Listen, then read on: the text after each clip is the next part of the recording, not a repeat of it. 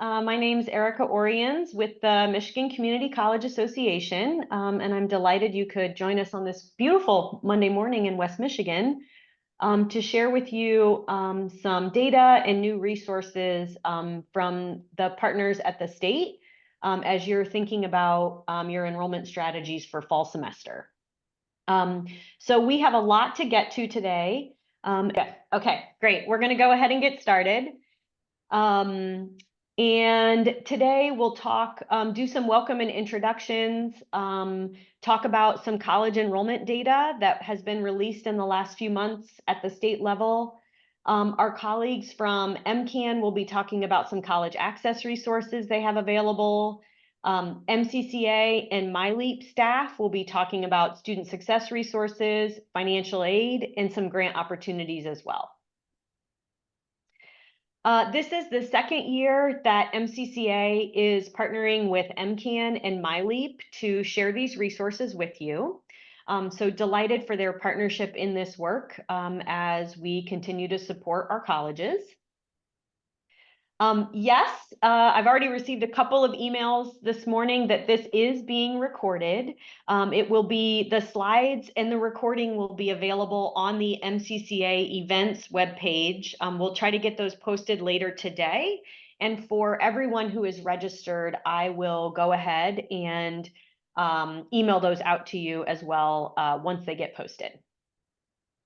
Right now, I'm going to turn it over to my colleague, John Fink from the Community College Research Center, who will be sharing some resources on college access and community college enrollment from a national perspective. John? Thanks, Erica, and good morning, everyone. Good to see you. Hope everyone's doing well. This topic, I think I just want to start out with a broad view because I think what we're seeing in Michigan is happening across the country, which is, we're 4 years kind of since the onset of the pandemic now, and we have the college access crisis and challenge that's affecting our communities, our students, and our colleges. And we see this basically in every state across the country, including in Michigan. So, on the next slide, you can just sort of click through here, but these are some of the headlines that we were hearing last spring from the class of 23, which now we have some data in Michigan to look at their college going rates. But, you saw these headlines, the students who aren't coming, students are opting out of college, they're questioning the value. And, I think that this was sort of a trend to some extent before the pandemic, and definitely has been more of a trend since the pandemic, that just in general for higher education, there's been a questioning of the value, like, is it worth it? We know the cost is high, it feels really high risk for students and communities. And I wanted to sort of share some findings from this EAB survey of 20,000 high school students last year. And what's really interesting here is they're probed onto like, well, why not? Like, why are you concerned or thinking maybe not for college, or maybe let's wait and see? And, there's definitely that top concern of affordability and value, like student debt, et cetera. But a big reason too was just maybe not feeling ready, like mentally ready, academically prepared, kind of real, similarly reporting challenges from the school counselors around, academic preparedness in high school, and students maybe feeling like, I don't know, like, not only is it expensive, questionable value, but it feels risky and maybe I'm just not ready. And what we also know is that, while there are like some students who do the gap year, for the most part, if students don't go right away, like in the first couple of years, their likelihood of re-enrolling as older adults is just much lower. So we know that there's sort of a time sensitiveness to this, but students also have very valid concerns about, readiness, and just, what's my experience going to be like? And am I going to just get loaded up with debt with nothing to show? What's, I think, encouraging from the community college perspective is, like, our work, we're really set up well to address all of those concerns. We're smaller, we're focused on instruction and teaching excellence, smaller classes, we're affordable, and we've been working on really sort of upping and showing that value proposition to students, and this idea of community colleges as that smart choice. Particularly if maybe you're on the fence of not going to any college, here's how we can support you this fall. So I think that these are very much concerns that we're hearing. Maybe you're hearing them in your communities. And I think community colleges are the best position in higher education to really address these concerns and to build back their enrollments in doing so. Just two more national pieces of data. So first, in the next slide, if you just look at college going rates among high school graduates, this data goes back to the 90s, but here's just the last 20 years. It really peaked in the 2010s, 69% of students enrolling in that first fall after high school graduation. That was the peak in the 2016 graduating class. But what's interesting is that even going into the pandemic, so 2019, it sort of ticked down, and then obviously 2020, it ticked down in 21. But in the most recent year, it's 62% nationally. So we're getting about 40% of high school graduates just not enrolling anywhere in that first fall. And if you click again, we'll sort of look to see this has a disproportionate impact on Black and Hispanic students in particular. And really, you see a pretty sizable decline in Hispanic high school graduates, which was about similar to the total almost 7 years ago, and really has come down. And you see that similar gaps for Black students as well. So we know this sort of overall challenge has a disproportionate impact on our marginalized communities.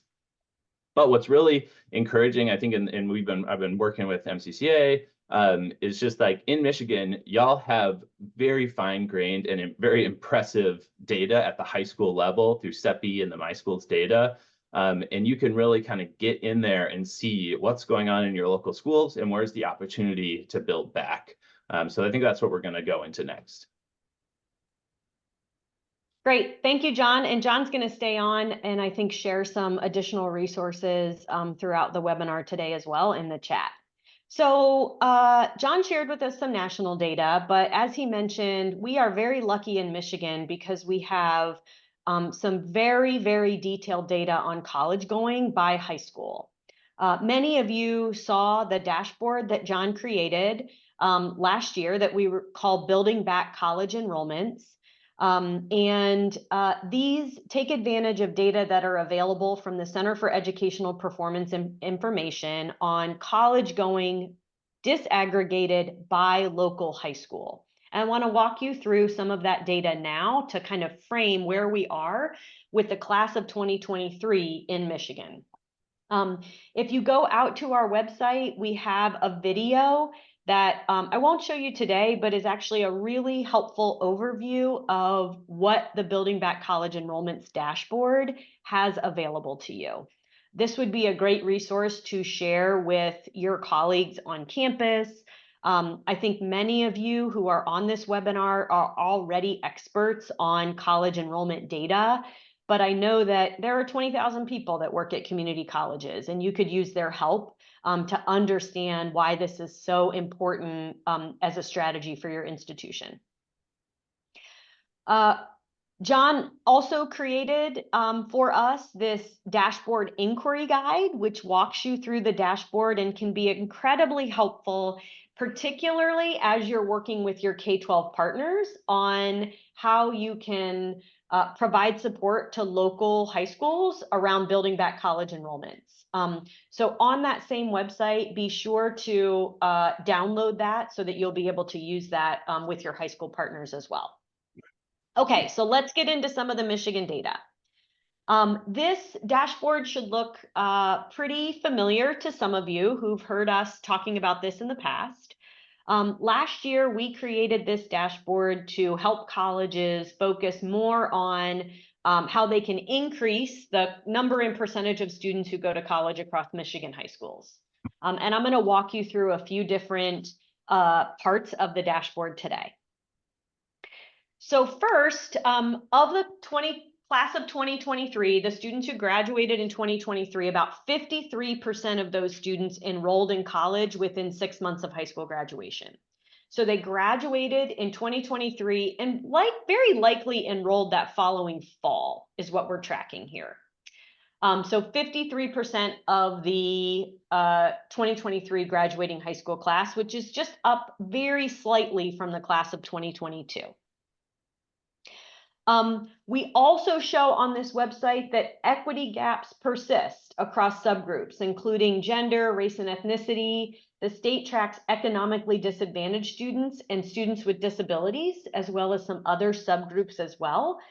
So you're able to look at this statewide and high school level data disaggregated by various subgroups. Another key piece of information that you can see is very similar to what John showed you from our national averages earlier, is that enrollment among recent high school graduates has declined dramatically in the last 10 years. In 2013, 66% of the graduating class enrolled in college within 6 months of high school graduation. And as I said earlier, we're down to 53%. No, we're down to 53% in 2023. The other thing that you might notice on this graph is that the blue bar shows you the number of high school graduates. You'll also notice on here, and I have a typo on there that should say 2013, that there were 104,209 high school graduates in 2013. And that is down to 99,265 high school graduates in 2023. So this tracks with the data that we see across the state in terms of the population declines in Michigan. We see that very acutely when we're looking at high school graduates as well. So there are a few students overall who would even have the potential to go to college. Let's focus in a little bit more on community colleges. So what I did here is I was able to filter the dashboard to just look at those students who enrolled in two-year institutions or community colleges. And in 2023, just 15% of high school graduates enrolled in community college. So we see here in 2023, there were about 99,265 high school graduates. 15,155 of those students enrolled in community college, which is down from about 26% who enrolled in community college in 2013. So the sort of takeaway from that is of the decline in college enrollment has hit community colleges harder than it has hit public universities and independent colleges in Michigan and also out of state enrollment as well. So community colleges have borne the brunt of that enrollment decline over the last 10 years. The other thing that I want to share with you lastly, before I turn it over to our colleagues at MCAN, is that this varies widely by county, by intermediate school district, and by district, and by high school. So what we're looking at in the map that John created for us, you can see the coloring, the darker color is a higher college going rate, and the lighter colors are lower college going rates. There are some cases where we don't have data because the county is so small that we don't report very, very low numbers. But generally, you can see this varies widely by county. The inquiry guide that we have available and the dashboard allows you to drill down into that even more. And later in the presentation, we'll show you some examples of how you can do that. But the big takeaway for us here is that we really want to build back college enrollments. And the rest of the session today is presentations from our colleagues at MCAN, MyLeap, and MCCA, who are going to share some resources with you about how to do that. Many of these resources are things that you've already seen. This is really a place for us to pull all of those together and to remind you that all of these resources are available to you. And so if you've seen some of these before, some of these resources before, that's intentional, but we wanted to bring this together to be able to remind you of all of the resources that are available.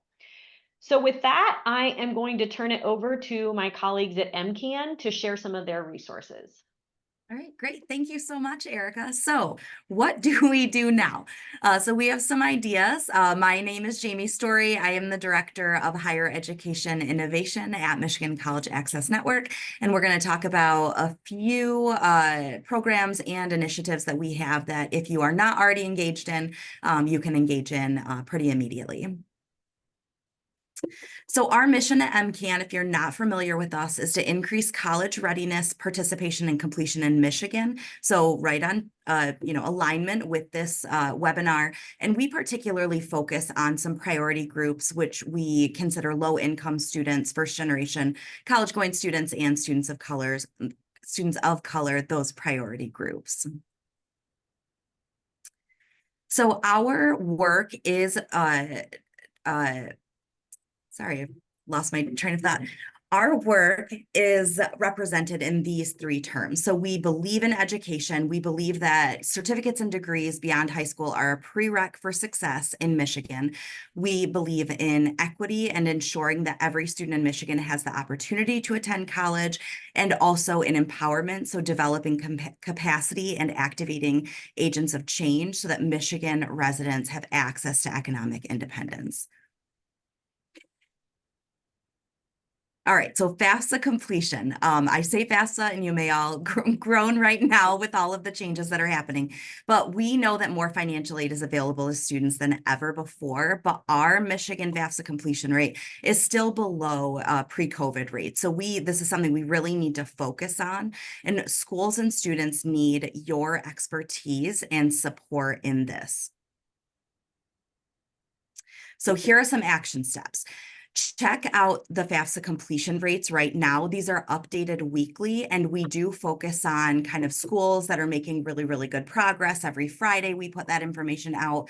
Reach out to your local high schools and ask how you can support them and support their students in completing the FAFSA. So I know I've even seen some of you on here where I know you're doing like pizza challenges and certain things where if the local high schools in your community, whoever has the most percentage of students that complete, like get a pizza party or whatever for their senior class. So really cool stuff. Think about who has applied to your college, who hasn't filled out or filed their FAFSA, and then use their contact information to reach out to those students directly to support them. So think about what your financial aid offices can do, and then make sure that you're keeping information accurate. MCAN has an evolving FAFSA document where we're tracking all of the commitment deadlines, enrollment deadlines, and orientation deadlines, anything that might shift because of the Better FAFSA changes, we're tracking and keeping on this document. So once you get the PowerPoint slides, go ahead and click on that and see if your college is represented on there and if your information is accurate. If not, go ahead and email me and I can make those changes. Decision days. So this is connected to National Signing Day. It's inspired by NCAA's Signing Day. This is to celebrate all student successes and commitments to post-secondary education. So these typically happen on or around May 1st, and they are hosted by high schools or communities. So the way that you can get involved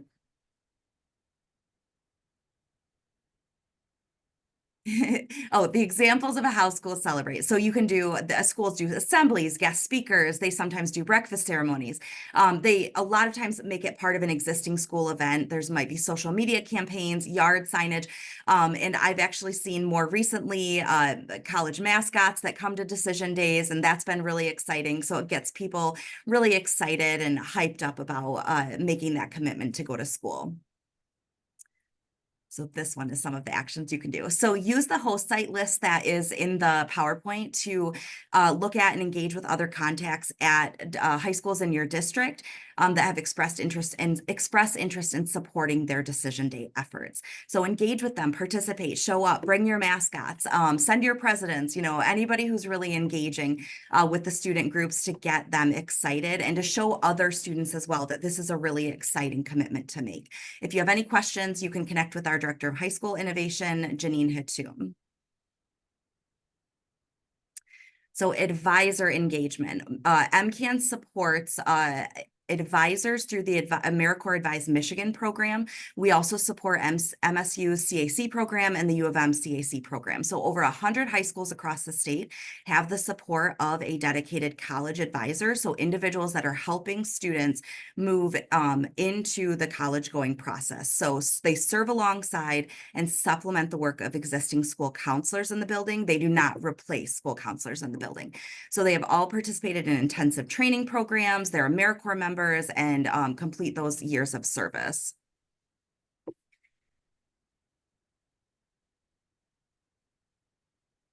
So the role of an advisor, again, is to help students navigate that college going process and to build a college going culture in high schools. So they really work on the career exploration, college admissions test. What does the admissions process look like? Completing those FAFSA, securing financial aid, and helping with summer melt to an extent. Advisors help to provide quantitative and qualitative data back to their high schools, back to MCAN, so that we can use that and then provide that information to all of you as well. So check out to see, there's a link here where advisors are placed. Reach out to that advisor to connect, see if they are hosting college nights, participating in college fairs. Their students should become your students. So they can be your best friend in this process of helping students to explore the options and what your college could look like for them. So don't forget that if the school doesn't have a college advisor, you can still engage with their school counselor. And we also offer innovative program grants that you can apply for. So these fund programming that increases college readiness, enrollment, completion in local communities and across the state. So you can apply for up to $10,000, and these applications are available to colleges and universities, community-based organizations, high schools, schools and K-12 schools, associations, and they can fund direct service activities. We do ask that a 50% match funding is within the grant application, but that can also 50% of that can be in kind, current salaries that you're paying employees that are going to help lift up this grant program, et cetera. So this is a chance for you to think of very innovative programs, something that you might not already have written in your budget that you can try and kind of take a risk with, and then eventually, hopefully, that's a successful risk, and then you can build that into your ongoing budget.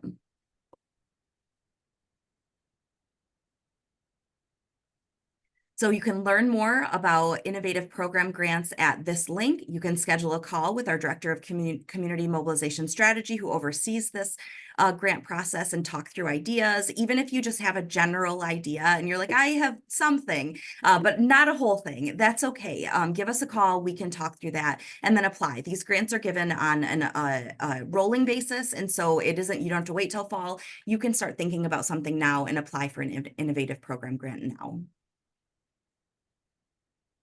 All right, and lastly, just contact us. We have plenty of individuals who are interested in helping with college access, college success and completion. So you'll have all of our contact information when you receive the recording/PowerPoint. So just let us know how we can help. Great, thank you, Jamie. That was a lot of resources in a very short period of time. I'm going to pause and see if anybody has any questions for MCAN.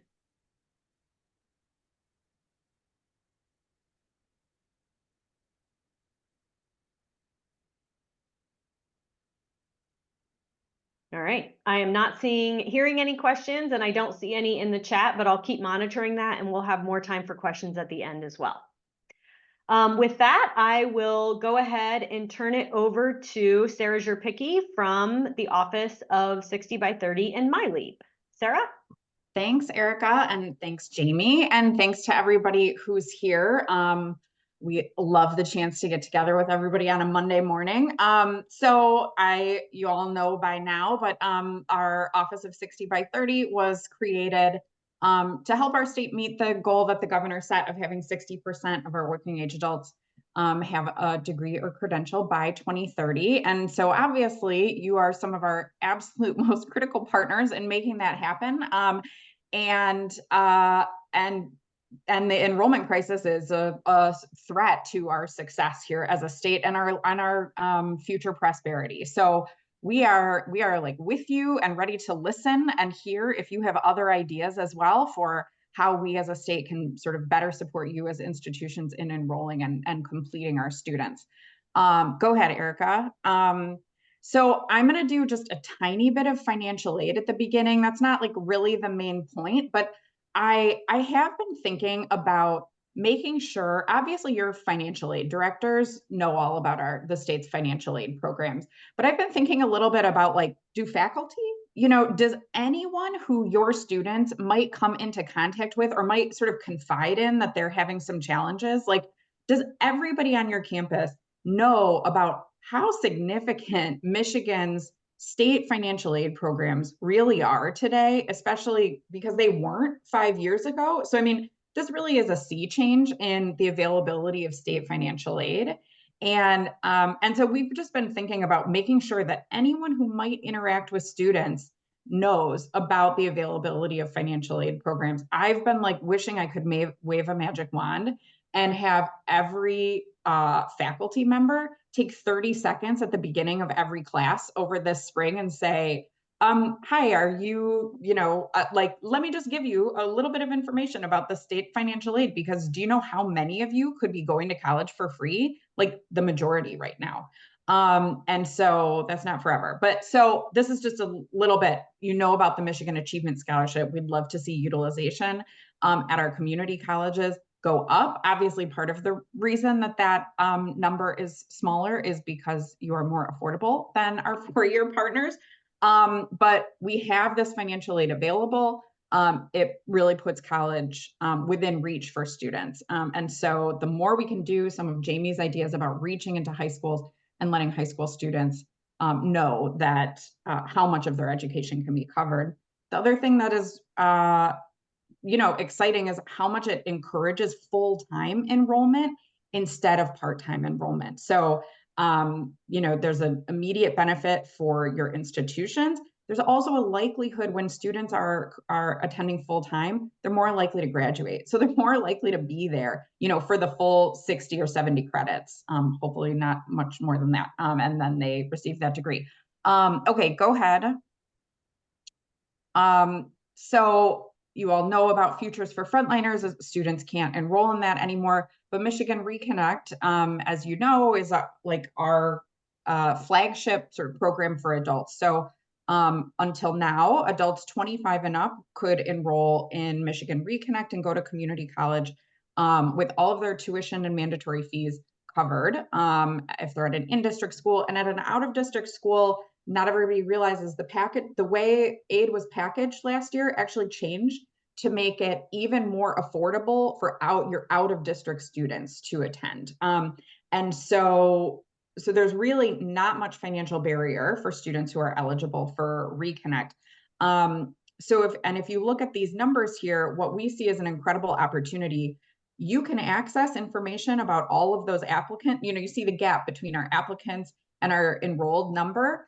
You can find all of the information in my SSG about who are the applicants who've indicated that they want to go to your school, but they haven't called you yet. They haven't shown up for classes. And we can be reaching out to those students.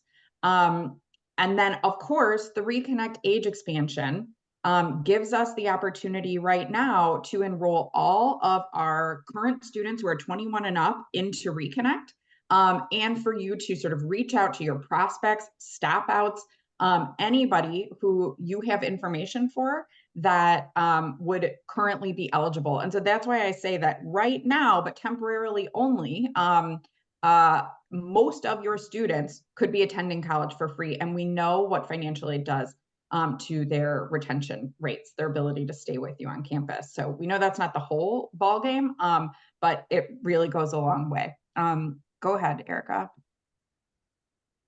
Oh, sorry, that's a duplicate slide. Boop, delete. Just pretend I did that already. Okay. We have temporarily the Michigan Reconnect short-term training program, and more permanently, we hope, the Michigan Achievement Skills Scholarship. So those are financial aid programs that cover short-term training programs, and community colleges are eligible providers for some of your eligible programs right now. The reason I wanted to throw this in here is like, how do we all think about converting the students who finish our short-term training program certificates? So these are students who, you know, maybe they weren't quite ready. They weren't sure what they were getting into. They weren't ready to sign up for an associate degree program and be using sort of regular Reconnect, but now you know them. And most of them are going to still be eligible for Michigan Reconnect. The students who are eligible for the Michigan Achievement Scholarship, the Skills Scholarship right now, then are eligible for additional portions of the Michigan Achievement Scholarship. And so these students, we all talk about wanting our credentials to sort of be stackable, to grow into pathways that help people earn more. So how do we double back on those folks who you first got to know through a short-term training program? So let's make sure your different sides of the house who might be handling the training program students are also talking about helping turn those students into longer term associate degree students. Thanks. So obviously FAFSA is the rollout challenges with FAFSA are exacerbating all of our enrollment challenges this year. I think, you know, the good news is that I think ultimately the new FAFSA is going to be better and is going to be simpler. And I think let's get united on that message, is that it's easier for students. But obviously we've had some hiccups. So a couple of things that our office is doing related to FAFSA. One, we have a new FAFSA resource page. I wasn't able to, fit it all on the slide, but I really think you should check it out because it shows it has some of the clearest and simplest answers to some of the primary challenges students are having with FAFSA. So I wrote out the whole URL because it's hard to see there. So you can use that URL, and I would say direct students to it. So it answers what FAFSA do I complete for our students who maybe still need to do last year's FAFSA? What is a contributor? So it gets a little bit at some of the challenges that we know students are having, and provides just really clear information. So it's sort of simple, clear, use that, direct students there. We really wanted to create a kind of unified place where we can all say this information is accurate and it deals with some of the most important questions. So that is newly available. And then our navigator team, our Reconnect navigators, are hosting FAFSA office hours twice a week, every week. That's the short URL that you can use. You can direct students to that. We are targeting Reconnect students, but we're not going to turn anybody away who shows up at those office hours. We will make sure that they get FAFSA help. And people are going to those, but it's not 45 people show up. So it's a pretty good way for students to get targeted support. We can put people in breakout rooms if they need to have more private conversations. Oh, wait, that might not be true. That might be coming in a month. Sorry, might not be true yet. So if there are too many students that you need to help with your FAFSA, send some of them here. Go ahead. Okay, and then we just wanted to I just wanted to really kind of hammer the point that Reconnect is underutilized on campuses right now. So there are a lot of adults 25 and up, and certainly, of course, in this new population of 21 and up, who are not enrolled in Reconnect. Now, there are many reasons. Some students might have valid reasons why they are not enrolled in Reconnect. Others, maybe they're fully Pell, and so they don't see a benefit. Others, they might just think that they were already enrolled, and so they shouldn't use it. Maybe they think that because they were students before they came. There's all sorts of sort of misconceptions that go around about Reconnect. And if you can get the state to pay for the student's tuition, through Reconnect, you know that that is a student retained, right? And so enrollment, the enrollment crisis is not only going to be addressed by funneling new students in, but by getting our current students to stay with us. And so we have seen that our Reconnect students are persisting at rates higher, significantly higher than adults in community colleges who are not Reconnect students. And so we really want to encourage you to think about ways, you know who they are, to like reach out to your students and make sure that they're in Reconnect if they are eligible. And so there are probably a lot of communications infrastructure that you have that you can sort of put to this question. A couple things that we are doing sort of more formally, you know, last year we launched Reconnect on Campus, which was an effort to try to do statewide marketing, but like local for events that were kind of you developed and tailored. We heard like mixed feedback about that. Like not a lot of students came to our events. It was a lot of work. So we're trying to improve on that this year. But I will say the events are sort of like what the media gets planned around. We saw a huge bump in Reconnect applications after that event last year. So it might not have felt like, oh, it might not have felt like I had a lot of students come, but students then were sort of seeing the materials and the energy, and we saw applications increase. And so again, we are trying to do sort of a light and easier version of that this year still, because we heard the feedback, but you know, it is worth doing. This, the measure of success is not necessarily students who show up at a Reconnect on Campus event. But thinking about other events that you can then design media and marketing around. And then with the Reconnect age expansion, we have, or we are investing in all of your institutions, anyone who, this was an opt-in, so not everybody had to do it, but to fund some tailored like nudge interventions. And so these are a kind of persistent pop-up that appears using your LMS or some other sort of student portal if you don't have an institution-wide LMS that says, don't you want to go to college for free? Click here to take 5 minutes to fill out your Reconnect application. And we saw more than double applications like on the days that those interventions were going out, which says to me, like, keep doing them. You know, if the intervention has already been sort of designed, you've already done the coding. I don't even know if it requires coding, whatever it is that gets that pop-up to work, like keep doing that and do that for all other eligible student populations. So that's a very low cost intervention that gets students right where they are. I think some institutions I heard were putting that intervention sort of where students have to log in to see their grades. So like they have to click away from the intervention. And you know, at least some of them are clicking, yes, I would like to complete the application. So that's great.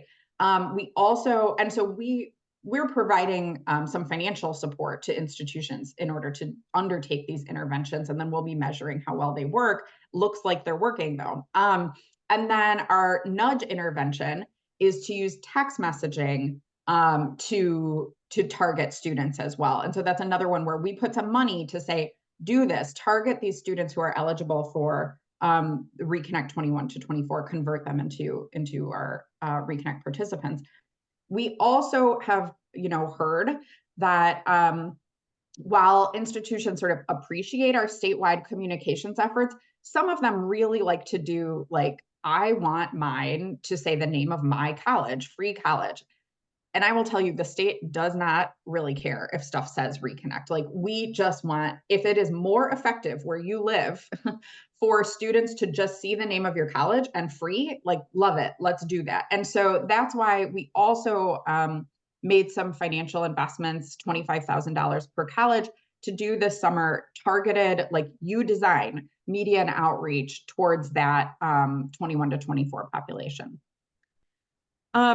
Then I'll just mention that we have our 10 navigators. You're probably all very familiar with them. Hopefully you know your navigator well. They're all assigned to one or more colleges. We also hired 3 additional navigators to help with the additional sort of outreach needed related to the Reconnect age expansion this year to make sure that we can, you know, continue to provide the same level of support to students. Our navigators help as soon as someone completes a Reconnect application, they're assigned to a Reconnect navigator and they start hearing from them Navigators can help with FAFSA, enrollment, like anything students need, finding additional resources. Our navigators are also available to you. So if you're doing an event on campus, like make sure your navigator knows, because they can come, they can help with FAFSAs there, they can hand out flyers, like work with the navigator to figure out like what's the right role for them. But they are there to support you as well. Our navigators are also doing some calling and texting. So historically we've done like mostly email, but we're kind of enriching our suite of communication tools to be able to reach students even better sort of where they are. Obviously not everybody really engages with the email. One thing we did recently I just thought was interesting is we had our navigators sort of reach out and call people who signed up originally for Futures for Frontliners, but never went on to enroll, and let them know, like many of them at this point, I mean, all but literally a handful are eligible for Reconnect. That got a really great response. Like people really engaged. And so these are folks who thought they had lost an opportunity because they'd signed up but not enrolled in time. And we're letting them know like this opportunity still exists. And so that might also be a target like student population that you might want to think about reaching out to, is folks who are on your lists for FRF, Futures for Frontliners. And then just a reminder that, you know, persistence strategies are ultimately, they're not new enrollment, but they are enrollment strategies. And so the state starting this year is going to be reimbursing colleges $80 per credit hour for any credit for prior learning that a college has awarded, to a Reconnect student. As we've been rolling that out, you know, we see like such a variety of kind of how that information is tracked. We know that's going to be an effort for you to sort of start getting that information in one place systematically in order to be able to submit. But credit for prior learning like has really been shown to increase, you know, obviously it increases momentum for adult students. Adults who receive credits for prior learning experience go on to take more credits at colleges, at the college where they received the credit for prior learning. So this is like figuring out how to smooth out your processes for awarding credit for prior learning. You know, the state is now creating an incentive for you to do that. The real incentive, though, is that those students are more likely to stay with you and pay tuition or have the state pay their tuition for a much longer period. So we really want to encourage you to think about how do we diminish the confusion, create some efficiencies, and make sure that, again, the staff and faculty who are working with your students know about credit for prior learning opportunities. And then, of course, continuing to implement your co-requisite approach to developmental ed. Again, what you might see with that is some of your initial course completions might go down, but your persistence will go up dramatically. And so like this is founded in just kind of unshakable evidence at this point that students that take traditional developmental ed are very likely to stop out before completion. So we really as a state want to keep moving that way, and then we're going to see students staying enrolled longer. Okay, go ahead. Sarah, can I ask 2 questions before we move on from this section? Of course. One, you referenced the list of Futures for Frontliners who Yep. you all reached out to. Yep. And you said, can you confirm that colleges still have access to the list of students who have applied for Reconnect and have indicated that they plan to attend X community college? You know what? I'm gonna just send a little chat and see if I can find that out while we're talking. Okay. I think so, but I'm not totally sure. But let me. And then can you remind us all of the deadline for the 21 to 24-year-olds to apply for Reconnect? Yeah, thank you. The deadline for applications is November 15th of this fall. So they have to be enrolled by this fall, but we're keeping the reason the deadline is sort of after enrollment is again because the application is open to students who are already enrolled. And Great. so so our our sort of deadline for new applicants is before the fall. That's not formal. That's not the right way to say that. What I'm saying is that the reason the application date is later is because we can then spend the fall, again, continuing to make sure that any eligible student is signed up for Reconnect. Great. Thank you so much. Thank you Just a for- reminder to everyone, you can add your questions in the chat, but I will, Sarah, let you get back to your slides. Thanks. And I've like seen chats pop up, but it's hard to see, so I'll address those at the end.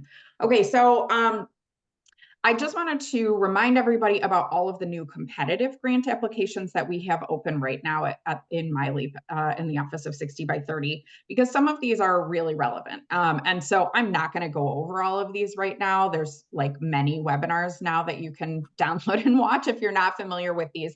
But the point of all of this work is increasing persistence and student success. And so I particularly wanted to point out the barrier removal direct to students. So that is funding that you can get to give to students. And so again, if you are thinking about how do we reduce barriers to students, those are resources that are directly available for you to do that with. And then the Reconnect Community Action Grants, also, they're the only ones that really have slightly more of an enrollment focus, though we want to see student success there as well. Erica, I'm getting like a little message that says my speaking voice is too quiet. Are you, and so like subtitles aren't available, but can you hear me okay? I can hear you fine. Okay, all right. Well, I'm sorry about the subtitles. I don't know how to fix that. So the community action grants require colleges to partner with county government and other local partners and to grow enrollment and specifically to grow conversion of Reconnect applicants to students. There's a lot else that's there, but that is one of the sort of areas of focus of those grants. So that's worth taking all of these are worth taking a look at. That one's a little different, and community and tribal colleges are the only eligible applicants for those. So please do take a look. They're a way for you to get other partners to be doing this work with you. Great. Okay. All right. I've sort of said this, but I really think that making our financial, like covering college for students is going to help them enroll and help them stay. And so we are at a really urgent point right now where the Reconnect age expansion, as we were just discussing, you can only start that. You can only join that program if you enroll in college by this coming fall, which means we should be doing everything we can to help your current students become reconnectors and to help all of your eligible stop outs, all of your eligible prospects, like any student that you have information for, to move them onto those reconnect roles, because they are students who are going to be more likely to stay with you. And so whatever you can do around that, and we are still like open to more ideas for how to and how we can support you in helping students join Reconnect.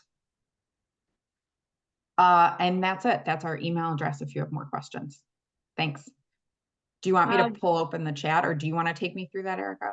Yeah, we don't have any questions in the chat, but does anyone have any questions for Sarah?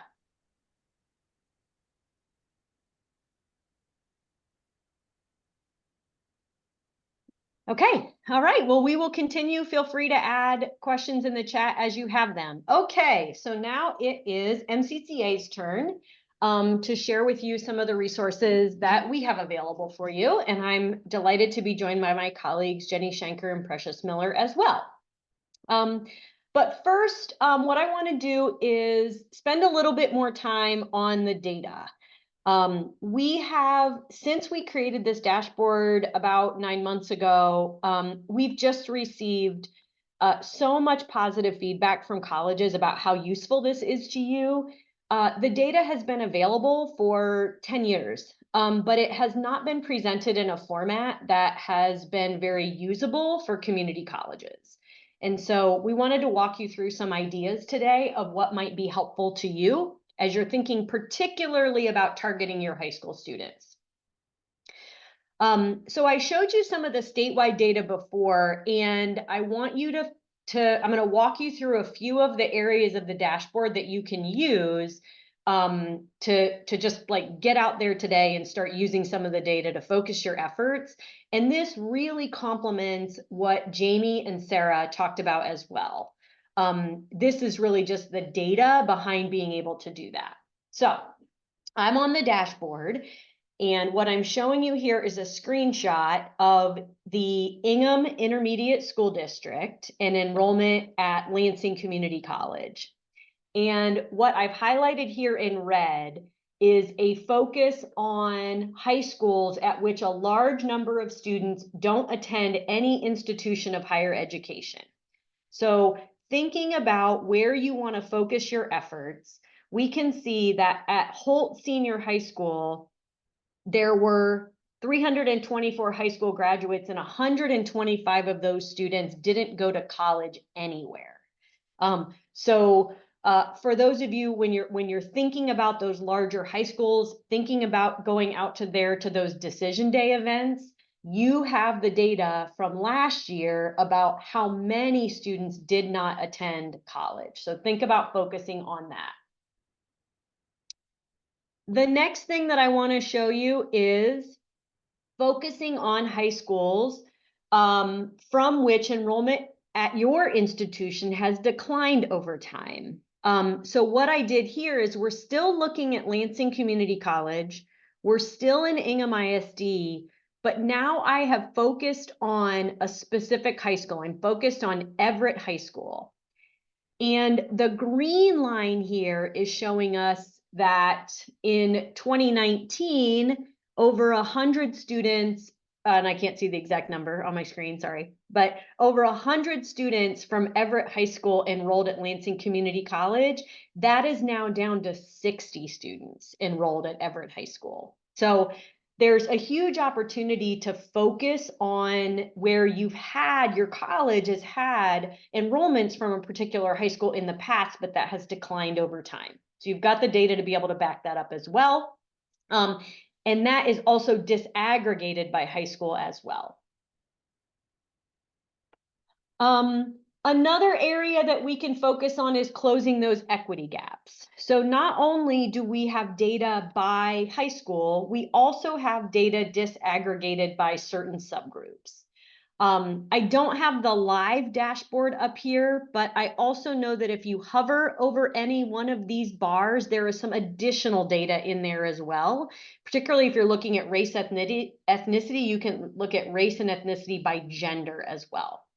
So thinking about how you can look at the college going rates by high school, and then you can disaggregate that data as well. We can't give you the exact names of the students. That's not the information that the state makes available, but we can give you the demographic data of those students. Another really great way to use this resource is to identify your peers.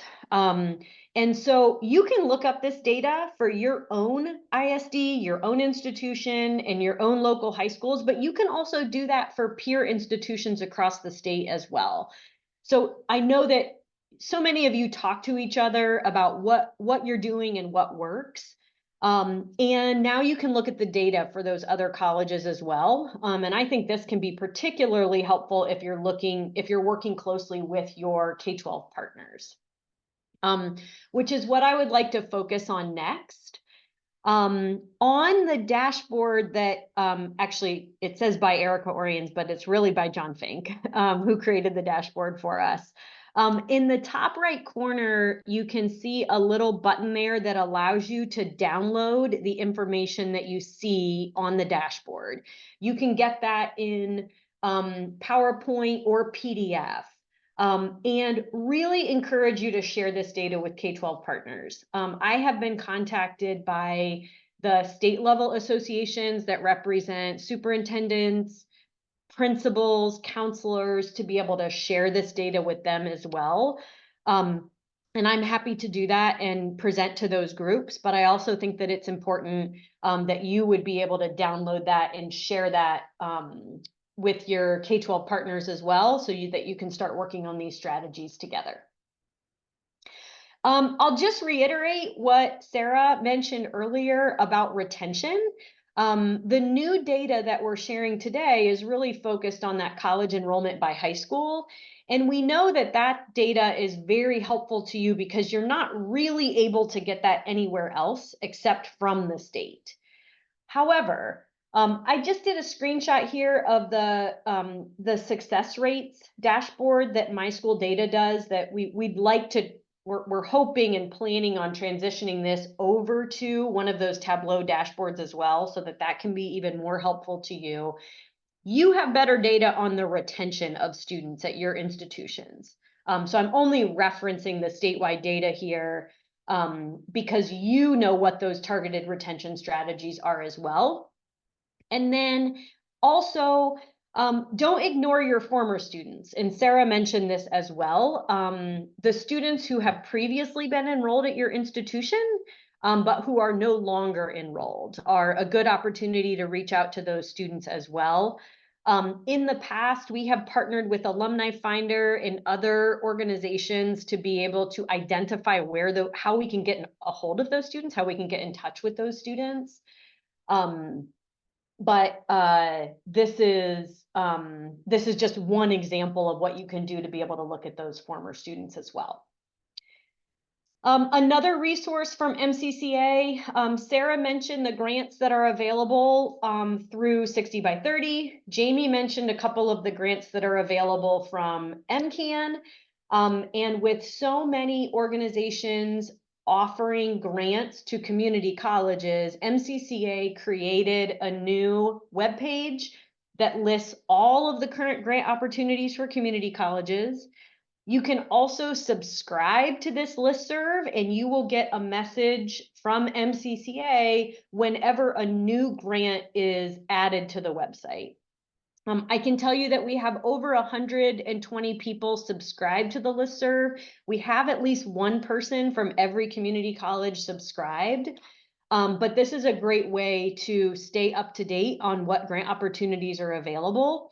And I'm hoping that in the coming months, you'll see some more support from MCCA on how we can help you apply for these grants too. Now I'm going to turn it over to my colleague, Jenny Schenker, who is going to talk about the Academic Catch-Up Program. Jenny? Morning, all. Yes, I want to talk about the Academic Catch-Up Program. This is you can go to the next slide, Erica. This is a legislatively funded program. In 2023, 27 colleges offered free summer programs to address learning loss during the pandemic. They're focused on English and math, along with a college knowledge component covering student success skills, campus resources, and career exploration. So since these were so widely adopted across the state, it's likely that the college near you did offer an academic catch-up program, and you're going to see a little later that they're probably offering it again. So these programs were open to any student who had graduated from a Michigan high school and was enrolling in a Michigan college. I think that the legislature intended these programs to focus on recent high school graduates, and I think a lot of the programs did. However, they also found a lot of success with focusing on potential reconnect students who might have been less familiar with college, or who might have, who might have had a bad experience, dropped in, dropped out. If they had not completed their English and math, their Gateway English and Math, they were eligible to be part of one of these programs. This was great work by the legislature, because most of the colleges that developed academic catch-up programs did not have these types of programs before. These are programs that are now popping up on campuses that were not there before, and colleges really had really good feedback on this. We did an external evaluation with a partner for the 2023, and the feedback from the colleges is that the students, faculty, staff, everyone said the program was amazing. They're thankful for the opportunities. They look forward to continuing to provide the programs, and so we are very excited to have kind of initiated a movement of these academic catch-up programs in Michigan. In the next slide, you can see a quick look. This is a busy slide. I apologize. I'm, I am a developmental data visualization student, so working on that. But we had 27 colleges. What I want to point out here is kind of the large percentage of students of Black or African American students, which is somewhat above the statewide average for Black students on our college campuses. You'll note also that 73% of people that completed academic catch-up programs enrolled in fall classes and that's at the college where they completed the academic catch-up program. They, of course, could have enrolled other places. It was difficult for colleges to track students that might have completed a program at their college and then enrolled in another college. 46% of these students received Pell Grants, which is, again, a little bit more than the average number of students that receive Pell Grants on our campuses. And their average GPA was pretty good, 2.53. So speaking to kind of the strength of these programs in preparing them. And the good news is that we were able to get an extension on spending the funding, and that we have an additional 27 colleges who are presenting summer 2024 programs. So they're ramping up these programs right now. Check for that. We have a page on our website that's listed down there. And you can go directly to a college near you to see if they are having a program and to get in contact with the person that's running the program, look at the materials, direct students there if you're a high school person, or if you're a college person working on your program, find like-minded people in the state.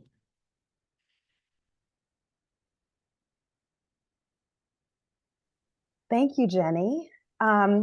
Hello, everyone. I am Precious Miller. I'm also the Director of Basic Needs and Belonging. And boy, have we heard so much great information about all of the opportunities that exist in our state. I recognize that this is an enrollment crisis webinar, but I can't help but see the opportunity. So as we continue to build upon what has already been shared, it is equally important for us to also mention that students are human first. And there are a variety of things that we can do to support the essential needs of the students who are choosing us as institutions to further their learning. So one Ready Now resource that anyone can use to support students is located on the My Bridges platform. My Bridges, if you haven't heard, is Michigan's public benefits portal, which is available to all Michiganders to access resources from healthcare coverage, food assistance, cash assistance as well for students who are also parents. Cash assistance is also available for individuals with disabilities, refugees, and people over the age of 65. So I highly recommend that you share this resource with the students who are currently enrolled, as well as the students who are choosing to enroll in the coming semesters. Additional ways that colleges can support students is by integrating basic need resources into the student experience. So one thing you could consider is normalizing the use and access of the basic need resources available on campus.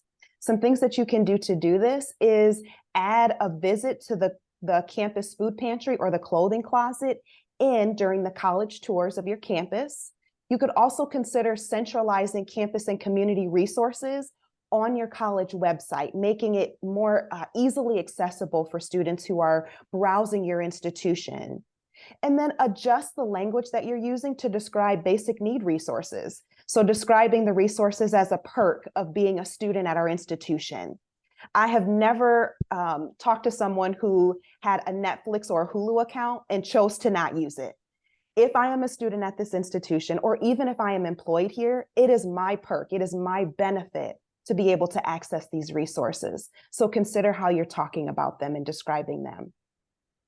When students commit to attending any college, as college practitioners, we often make statements like, we're here to help, let me know what you need.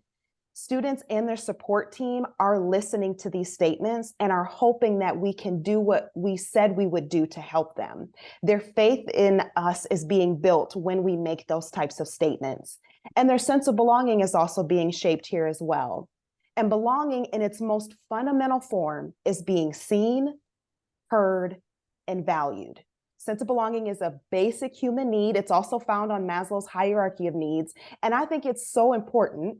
It also sits right above safety needs. So if you think about, what do I need as a human to function, right? I need food, shelter, water. I also need safety. And then the next part in that Maslow's hierarchy of needs is the need to belong, that need to connect. So when we truly want students to get to self-actualization, which is the top of the Maslow's hierarchy, we must be cognizant of the environments that we are creating that promotes belonging.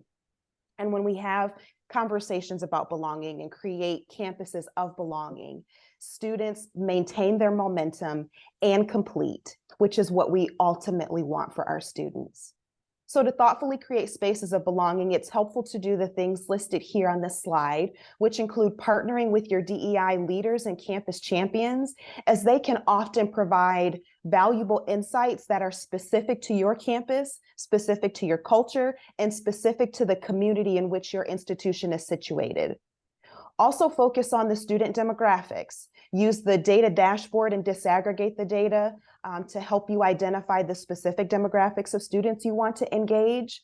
Consider the needs of the community in which students are not enrolling and what college supports or campus partnerships even are available to support those needs. And then with understanding students you want to more thoughtfully engage, ensure that your marketing materials are accessible to all students and represent the diversity of your student body and your community. Other things that you can do are to use data-informed messaging strategies by partnering with your financial aid office to effectively reach economically disadvantaged students. And then finally, communicate accessible resources students can access. And also include how they can access the accessibility office and who on campus can support them in this area. And as we conclude this portion, I wanted to also share a free tool to everyone available on this call and outside of this call. It's our professional learning space, and it's a micro training platform that has a variety of modules from transfer, gateway course success, student basic needs, data discovery, and even career exploration. Each module includes a variety of lessons, and this can be used as a campus-wide learning tool. It can also be used during faculty development days or even as an individual professional development tool. And the goal of the professional learning space is to complement the strengths that a lot of our higher education practitioners already have. We just want to build on those through this professional learning space. Thanks. And I just finally wanted to kind of call back. Sarah mentioned this in her portion of the presentation, the importance of a focus on gateway course momentum as a retention strategy for students. Everybody's favorite thing about the Reconnect legislation is the need to change the delivery of developmental education. Colleges are hard at work on that. There is a great resource, a great evidence base for that, particularly from our colleagues at the Community College Research Center. Thank you, John and others. And I wanted to mention that the MCCA has received funding and support from Strong Start to Finish, which is a national initiative focused on developmental education reform. And we are working with groups of colleges to increase placement in program applicable gateway courses with or without co-requisite support. So we have a group of about 12 colleges working on developing guided self-placement and strengthening implementation of co-requisite math courses. We've had, over the past year, had 12 colleges participate in redesigning their math curriculum. We have 7 or 8 colleges right now looking at evaluating the redesign that they have either just put in place or have put in place in the past and are now looking to see how they can tweak those programs to make them work better. And we are offering a series of deep dive sessions into teaching and learning in co-requisite math. Very, very exciting. We've had probably up to 20 math faculty from up to 20 colleges enroll in one or more of those sessions, which is exciting. We also offered a set of workshops to introduce our tribal college partners to the principles of co-requisite developmental ed redesign. So we're really excited to be offering that support to colleges and grateful to have this focus. And then Precious mentioned the professional learning space. There are, aside from the basic needs resources that she mentioned, there are also resources to introduce you to guided self-placement if you're not familiar with how guided self-placement works, and to focus on some really effective strategies to make your teaching more inclusive and effective in your gateway courses, how to scaffold learning, how to bring certain metacognitive concepts to the front of mind for students. So visit the professional learning space and check out some of those resources. Also, thank you to our partners from Achieving the Dream and from SOVA and from ALMI Education for all of these great resources. Thanks. Thank you, Jenny. And so I'll pause there. You have our contact information for Jenny, Precious, and I. Any questions on any of that work?